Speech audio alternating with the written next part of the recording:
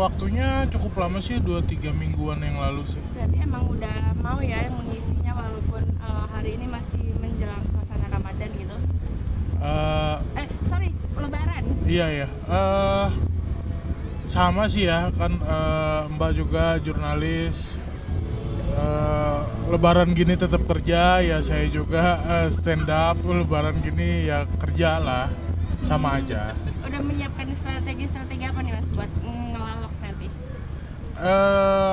Karena eh, Materinya gitu. biasanya stand up itu kan di tempat yang proper auditorium gitu, tempatnya teater gitu. Ini kan pesta rakyat di outdoor, tempat terbuka, jadi nggak akan bahas materi yang ribet-ribet, jadi bahas materi yang common aja, general gitu, kayak nyapa-nyapa penonton, terus bahas-bahas yang relate kayak copet gitu-gitulah. Oke. Lebaran kemarin kemana aja nih Mas? Lebaran keliling, karena papa saya anak tertua ya, jadi saudara-saudara yang pada datang ke rumah, jadi saya stay di rumah, saudara yang pada datang. Oke, biasanya tuh tradisi keluarga Masnya sendiri kalau Lebaran gitu tuh ngapain sih? Atau sungkem atau kemana gitu, harus liburan? Enggak sih, karena fokusnya silaturahim aja gitu, jadi kayak tinggal tentuin tempat, hari ini di rumah saudara yang mana, tahun besok di rumah saudara yang mana, gitu-gitu aja sih. Oke, harapan nanti nih saat Mas perform di panggung pesta rakyat, gimana nih pengennya nih antusiasnya? Pasti namanya performer pengen diperhatiin gitu, terus kayak ya udah fair aja, kalau nggak lucu kita sedih sama-sama, kalau lucu ya kita seneng sama-sama lah ya. Tapi udah biasa dong berarti stand up gitu.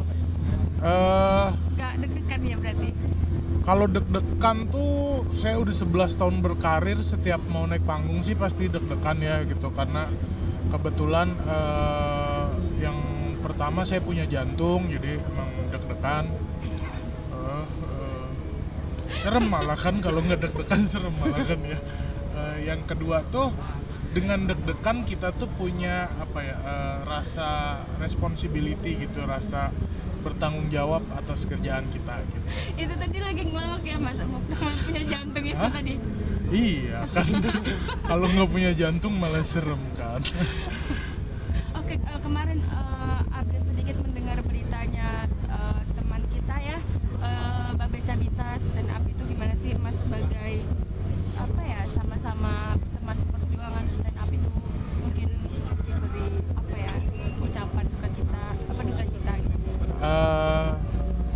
Iya, jelas kita di skena stand up comedy khususnya, kita semua merasa kehilangan gitu. Jadi kalau rasa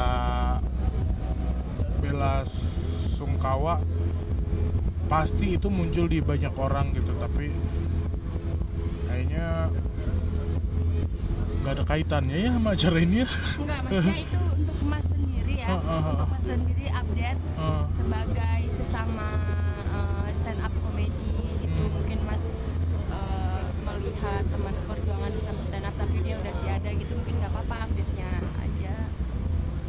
Iya, intinya sih kita kehilangan ya. Ya, oke, siap. Oke, sama ini Mas ada lagi action. Iya,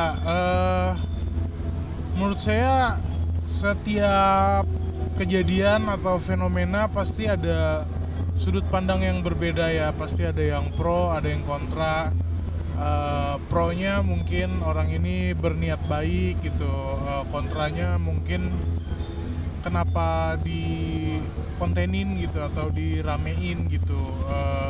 Maksud saya, kalau saya sih ngelihatnya ya nggak gimana-gimana sih, terserah aja sih. Cuma kalau kondisinya anak kecil itu ditinggal, sebenarnya saya juga nggak bisa terlalu ikut campur ya, karena keadaan orang kan kita nggak tahu juga ya gimana dia harus survive buat ngebiayain hidup sehari-hari. Jadi kalau memang nggak punya kemampuan untuk sewa pengasuh juga, ya apa gitu, maksudnya kita bisa nyalain siapa gitu. Jadi tapi untuk hal-hal kayak gini saya pribadi kalau bisa bantu saya bantu gitu, tapi mungkin nggak akan saya kontenin gitu. Maksudnya takutnya kan ini sosmed dan akan nyebar gitu ya, terus kayak kan nggak semua orang baik ya, jadi kayak serem aja nggak sih kalau dikasih tahu ada rumah yang Ada anak kecil cuma sendiri. isinya anak kecil sendiri gitu. Oke, itu menurut Mas berbahaya ya? Khawatirnya Iya, gitu. iya. Mungkin harapan Mas kepada anak kecilnya mungkin lebih tabah lagi. Karena Eh, kan dia sendirian yang nggak ada ibunya. Iya, buat adek semoga bisa survive terus, semoga bisa tetap sayang sama orang tuanya, karena kita nggak tahu, siapa tahu orang tuanya memang berjuang segitu kerasnya untuk membiayain hidupnya dan hidup adek gitu. Dan harapan saya semoga segala sesuatunya menjadi lebih baik ke depannya. Oke. Amin. Siap. you, Mas. Makasih ya. Makasih. Nah, di mana? Astaga, garing banget. Bahkan saking ketergantungannya lagu dangdut sama musik. Saya pernah denger ribut. Kenapa? Dangdut nyanyi begini. Bisik-bisik kejengket. Ini jengket. Maksud gue nyanyi main gitar jangan pakai mulut. Main gitar pakai mulut kalau nggak nyetem tuh gimana, bibirnya diputer. Hajatan ada yang tahu? Buat yang nggak tahu, dangdut hajatan itu biasanya mulai habis isya jam 7 malam, tapi teksturnya dari siang, duhur. Udah gitu kalau tekstur kenceng banget, sampai di dadanya rasanya ada getar-getar dangdut gitu. Dendeng, dendeng, dendeng. Itu rasanya kayak digeber Harley tapi bernada gitu. Dendeng, dendeng. Waktu itu doang.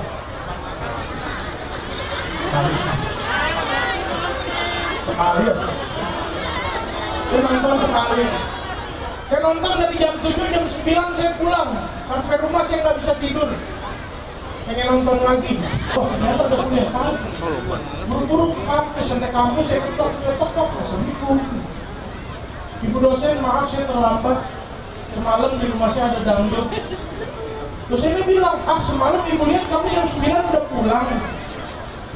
Kok ibu tahu? Kan ibu biduannya.